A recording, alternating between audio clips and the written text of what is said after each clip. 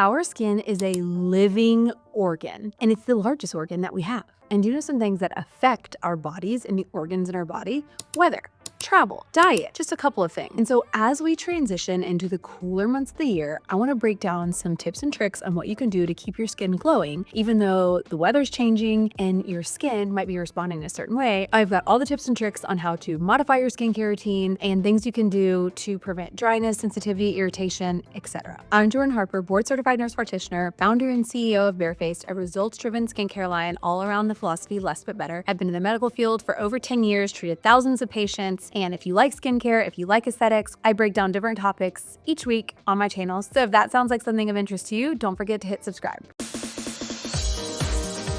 First things first, let's talk about why the skin gets more dry in the winter, why it can become more sensitive and reactive. It's a handful of factors, and this can also happen when you're traveling, so this kind of applies to both scenarios. The cooler air, the lower humidity, being indoors more frequently, all of those things suck the moisture right out of the skin, and it's called transepidermal water loss. What that can do is that can weaken the skin moisture barrier. Now, the skin barrier is basically like a shield that protects the skin from irritants that it's exposed to, environmental exposure, throughout the day. So you want that to be strong. Well, a weakened skin barrier is going to be more vulnerable. It's going to let out more water. It's going to lose more moisture, and it's going to be more vulnerable to irritants. Basically, the atmosphere is a recipe for dry, reactive skin during this time. Don't even get me started if you live in a city. We're exposed to so much stuff. Our skin is fighting for its life during the day, and in the winter, it's just like, maybe fighting a little harder in different ways. Winter and summer both bring their own challenges, so treating the skin appropriately in each season will help your skin feel and look better throughout the season without experiencing a lot of excess dryness, irritation, etc. The most common skin condition that people express concerns with in the winter and cooler months is dry skin. And if your skin is also feeling dry, flaky, and itchy, this is your skin saying, hey, I'm dehydrated, I need more moisture. It's likely losing a lot of moisture from the reasons I mentioned earlier. If you're starting to experience these symptoms of dryness, sensitivity, flakiness, itchiness, make sure you are doing these 3 things to help protect the skin and repair the skin moisture barrier. 1, moisturize. You don't just want to use any moisturizer. You want to use one with ceramides, humectants, hyaluronic acid, and glycerin to draw moisture into the skin. You also want to look into adding an occlusive barrier at night to lock in that hydration. This is often a misstep because you think moisturizer can do everything. An occlusive barrier would be like a Vaseline, an Aquaphor. And if you do this, it will actually lock in all that moisture and you'll wake up and your skin will feel so much more hydrated. This also helps prevent the transepidermal water loss I was talking about. The occlusive barrier locks in all that hydration. So moisturize with an occlusive barrier at night, especially if you're feeling really dry. This can be transformative. This is also known as slugging at night, if you've heard of that term. Number 2, exfoliation. Healthy skin is honestly just a balance of exfoliation and hydration and using those at the right frequencies. And seasonally, that frequency might change. And in the winter, you might not exfoliate the skin as much. I'm a big fan of chemical exfoliation over physical exfoliation. Chemical exfoliation is not only superior at getting the dead, dull skin off the surface, it also is going to improve your product penetration afterwards. It's just so much better. An example of that would be with AHAs like glycolic acid, lactic acid, mandelic acid. Those are really great chemical exfoliants to gently exfoliate the skin. I think there's a common misperception that if your skin is dry and flaky,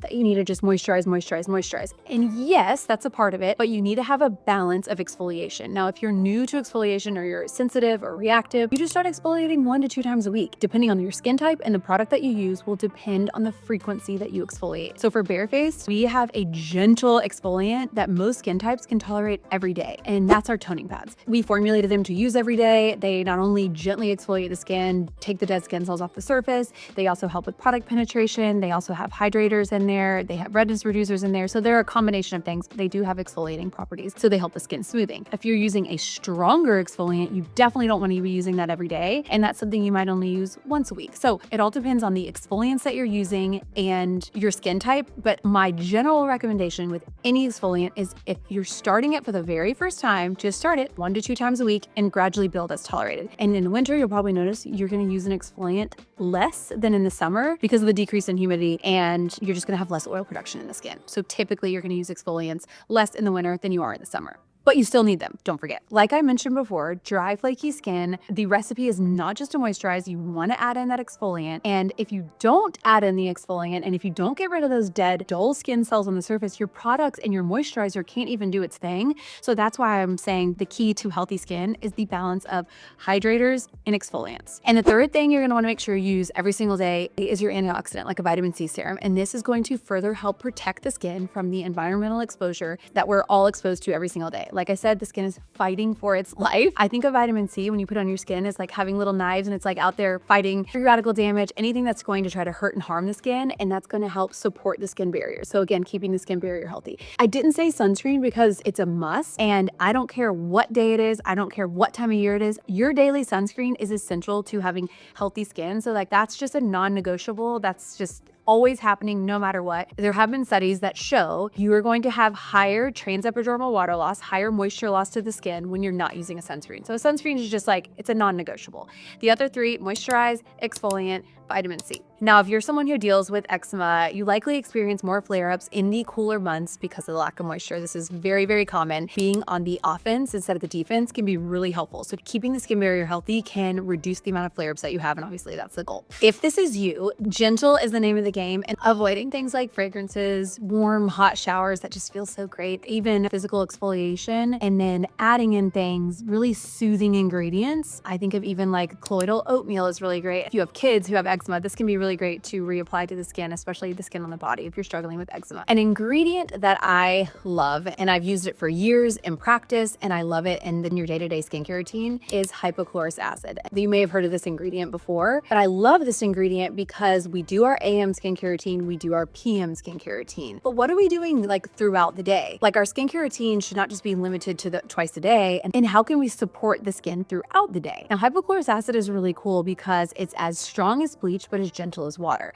And so that sounds a little scary because it's like, do I want to put bleach on my skin? But there's also studies showing that hypochlorous can be not only antibacterial, but antiviral, antifungal. There's a host of benefits. And the thing with hypochlorous is the frequency of use. So the goal with it is using it around 3 to 5 times a day, because the more you use it, the more effective it is. It's not the instant effect, it's the cumulative effect. I think of it as helping your skin repair itself and doing that throughout the day. So you're basically taking skincare on the go. I don't use hypochlorous a part of my AM or PM routine because you don't want to blend it with your products because it can negate the efficacy of the products that you use. So using it during the day and supporting your skin throughout the day can be really helpful, especially if you struggle with eczema, dry skin. This is a great thing to have in your skincare arsenal to just take in your purse to go, keep in your car, use after a workout.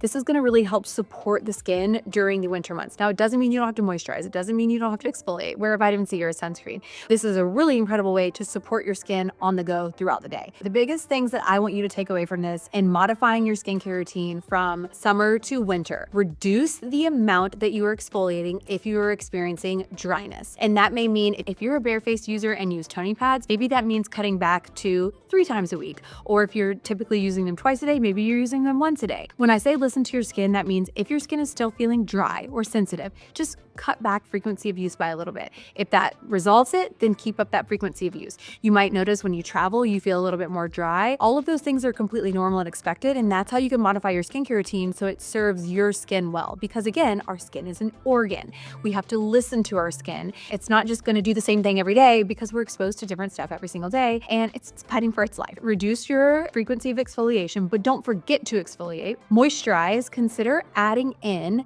an occlusive barrier with your moisturization.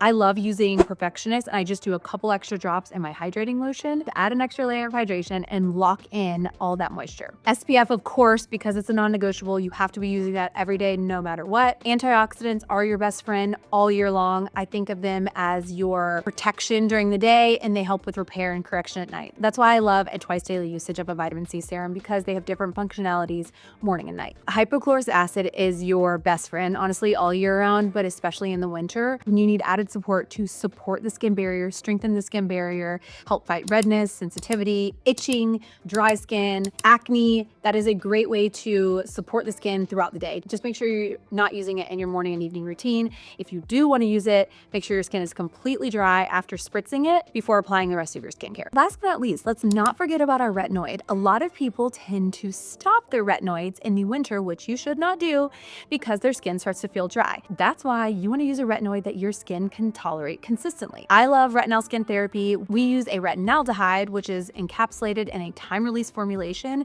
It's very well tolerated. So instead of a tretinoin, which starts working right away and can be extremely irritating on a lot of skin types, retinaldehyde is very gentle on the skin, but still very potent. It's an estimated 20 times more effective and more potent than all retinols, but much less irritating. I love retinaldehyde, and that's why we chose to use retinaldehyde in retinol skin therapy. We also boosted the formulation with bakuchiol, which helps retinol work longer and more effectively on the skin, and it also helps reduce the sensitivity that you experience with retinoids. So again, don't stop your retinoid because we never want to stop boosting cellular turnover. Just make sure you're using one that your skin can tolerate using nightly. It's not about using the strongest retinoid, it's about using products consistently. We've got decreasing our exfoliation if needed, making sure to moisturize, adding in an occlusive barrier at night, which can be really helpful to lock in that hydration, antioxidant usage twice a day, consistency with your retinoid, obviously your SPF, and then another hack that I have in the morning, just cleansing your face with water and avoiding a cleanser. This can really be helpful if you're struggling with dry skin. If you are going to an event and you want your skin to be glowy, let's think of a holiday event. If you want your skin to be glowing, a collagen mask, sleeping in a collagen mask the night before can be amazing. I'll link the one I've been using here. It's a really good way to get a really nice event glow. So whether you have a holiday party, a wedding, New Year's Eve, this is a great time to like add in that mask. This is nothing that I would probably, I mean, sure, you can do this weekly, but I find like these weekly masks a little challenging to do. So I tend to do this just before like an event where I like really want my skin to be glowy. So I'll link that one here if you want to try it before an event. Let me know if you have any other questions on how to modify your routine, what to do in the winter. And if you like this video, don't forget to like and subscribe for more skincare tips.